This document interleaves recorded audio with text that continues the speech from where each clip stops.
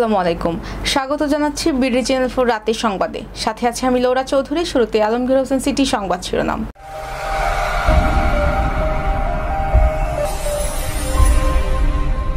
কালে ঘোষণা হতে পারে নির্বাচনের রোডম্যাপ। ইটনায় চলতি মাসে 235টি চায়না জাল আটকের পর পুড়িয়ে ধ্বংস। ইসলামপুরে যাতায়াতের একমাত্র রাস্তাটি বন্ধ করায় অবরুদ্ধ 10টি পরিবার। ঈশ্বরগঞ্জে সেতু ভেঙে মাটি ভরাটের অভিযোগ বিএনপি নেতার বিরুদ্ধে। 80,000 মিয়ানমার শরণার্থীকে কাজের সুযোগ দিচ্ছে থাইল্যান্ড। চূড়ান্ত পর্বের অপেক্ষায় নেইমার। শুনছিলেন আলমগীর হোসেন সিটি সংবাদ শিরোনাম। এবার রাজবাড়ী বিরিয়ানি হাউস বিস্তারিত। ত্রয়োদশ জাতীয় সংসদ নির্বাচনের চূড়ান্ত রোডম্যাপ আগামীকাল বৃহস্পতিবার প্রকাশ করা হতে পারে বলে জানিয়েছেন নির্বাচন কমিশনার সিনিয়র সচিব আখতার আহমেদ। আজ বিকেলে নির্বাচন ভবনের মিডিয়া সেন্টারে আয়োজিত এক সংবাদ সম্মেলনে তিনি এই তথ্য জানান। আখতার আহমেদ বলেন, আমরা যে কর্মপরিকল্পনাটা করেছি সেটির জন্য কালকে পর্যন্ত অপেক্ষা করুন। রোডম্যাপ কবে ঘোষণা করা হবে এই প্রশ্নের জবাবে ইসির সিনিয়র সচিব বলেন, আমাদের এটার জন্য অনেক কিছু অপেক্ষা করছে, এটা আমরা বুঝি, আপনারা কাল পর্যন্ত অপেক্ষা করুন। এর আগে নির্বাচন কমিশনার আব্দুল রহমানের মাসউদ বলেন, কমিশন রোডম্যাপ অনুমোদন দিয়েছে, 2-1 দিনের মধ্যেই তা প্রকাশ করা হবে। এবার ম্যাপেল ইন্টারন্যাশনাল স্কুল স্থানীয় সংবাদ।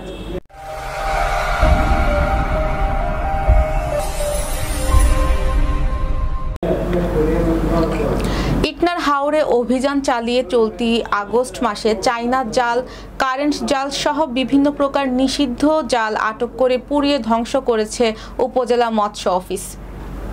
সেই সাথে মাছ ধরার কাজে ব্যবহৃত 4টি ইঞ্জিন চালিত ট্রলার জব্দ করা হয়েছে। ইটনা উপজেলার উজান, শিমুল, গৌরী নদীর টুক, জলমহাল সহ বিভিন্ন হাওরে অভিযান চালিয়ে 235টি সরকার নিষিদ্ধ চায়না জাল আটক করে পোড়ানো হয়।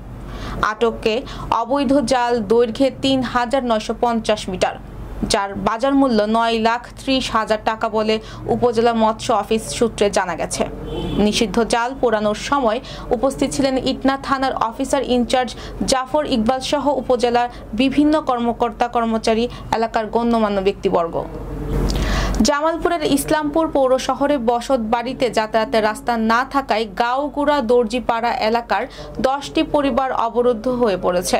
ইসলামপুর পৌরসভার 6 নং ওয়ার্ডের গাঁওগুড়া দর্জিপাড়া এলাকায় রাস্তা দেওয়ার শর্তে মামুন মাসুম সিদ্দিক গঙের নিকট 20 বছর আগে ক্রয়কৃত জমিতে বসতবাড়ি গড়ে তুলে দর্জিপাড়া এলাকার শিরিন, হাবুল সহ 10টি পরিবার।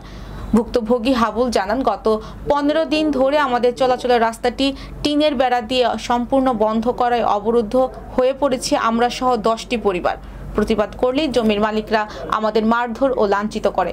এই বিষয়ে জানতে চাইলে মামুন ও মাসুম বলেন, আমরা কারো রাস্তা বন্ধ করিনি, আমরা জমি বিক্রি করেছি, তারা আমাদের উন্মুক্ত বসত ভিটার মধ্য দিয়ে এতদিন চলাচল করেছে।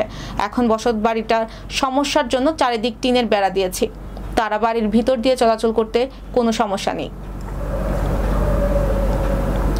ময়মনসিংহের ঈশ্বরগঞ্জে একটি সেতু ভেঙে মাটি ভরাটের অভিযোগ উঠেছে উপজেলার এক বিএনপি নেতার বিরুদ্ধে। আজ দুপুরে সরেজমিনে গিয়ে দেখা যায় উপজেলার মগটুলা ইউনিয়নের নাউরি গ্রামের ইকরিয়া কান্দা নামক স্থানে এলজিডি নির্মিত একটি সড়কের উপর অবস্থিত প্রায় 50 বছর পুরনো সেতুটি ভেঙে সেখানে মাটি ফেলার কাজ চলছে।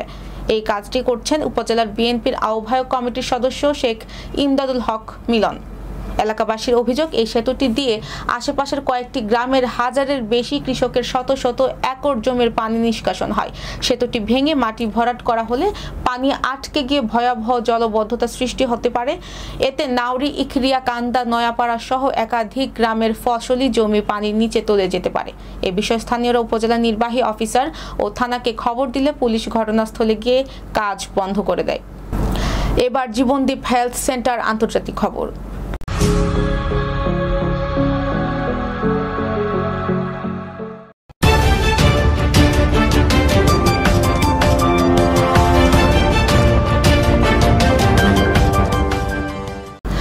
মিয়ানমার থেকে পালিয়ে আসা হাজারো শরণার্থীকে দেশে বৈধভাবে কাজ করার অধিকার দেওয়ার ঘোষণা দিয়েছে থাইল্যান্ড। আজ থাই সরকারের পক্ষ থেকে জানানো হয়, এই নীতিগত পরিবর্তনের ফলে প্রায় ৮০,০০০ শরণার্থী কর্মসংস্থানের বৈধ সুযোগ পাবেন। এদের মধ্যে অনেকে ৪ দশকেরও বেশি সময় ধরে সীমান্তবর্তী ক্যাম্পগুলোতে বসবাস করছেন।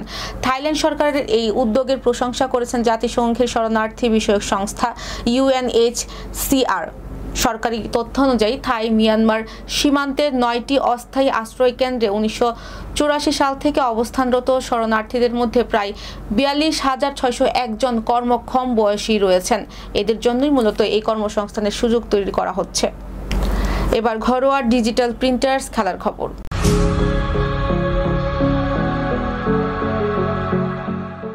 সান্তোস তারকা নেইমার জুনিয়র ব্রাজিলের হয়ে সব শেষে খেলেছিলেন ২০২৩ সালের ১৭ অক্টোবর উরুগুয়ের বিপক্ষে। এরপর চোটের কারণে দীর্ঘদিন ছিলেন মাঠের বাইরে। তবে সম্প্রতি ছন্দে ফেরার আভাস দিচ্ছিলেন তিনি। বাল্য ক্লাব সান্তোসের হয়ে টানা ৭ ম্যাচ পূর্ণ সময় মাঠে ছিলেন নেইমার। নিজেকে জাতীয় দলে ফেরানোর জন্য প্রস্তুতি নিচ্ছিলেন। ধারাবাহিকভাবে মাঠে থাকার ভক্তরা এবার তাকে নিয়ে আশাবাদী হয়ে উঠেছিলেন। তাদের আশা ছিল আগেই টিকিট নিশ্চিত করা ব্রাজিলের হয়ে ২০২৬ বিশ্বকাপের দক্ষিণ আমেরিকার অঞ্চলে বাছাইয়ে ৫ সেপ্টেম্বর চিলি ও ১০ সেপ্টেম্বর বলিভিয়ার বিপক্ষে খেলবেন নেইমার, কিন্তু ফেরা হলো না। ভক্তদের সেই আশা আবার দুমড়ে মুচড়ে গেল। ম্যাচ দুটির জন্য তাকে ছাড়াই ২৫ সদস্যের দল ঘোষণা করে ব্রাজিলের প্রধান কোচ কার্লো আনচেলত্তি। এদিকে বিশ্বকাপ খেলা নিশ্চিত করায় ম্যাচ দুটিতে সবাইকে ঝালিয়ে নিতে দলে অনেক পরিবর্তন এনেছেন আনচেলত্তি। দর্শক, এই ছিল বিডি চ্যানেল 4 রাতের সংবাদ। সবাইকে পরবর্তী সংবাদ দেখার আমন্ত্রণ জানিয়ে আজকের মতো এখানেই বিদায় নিচ্ছি। সবাই ভালো থাকবেন, সুস্থ থাকবেন এবং নিত্য নতুন সংবাদ পেতে বিডি চ্যানেল 4 ফেসবুক পেজ ও ইউটিউব চ্যানেল সাথেই থাকুন। আল্লাহ হাফেজ, শুভরাত্রি।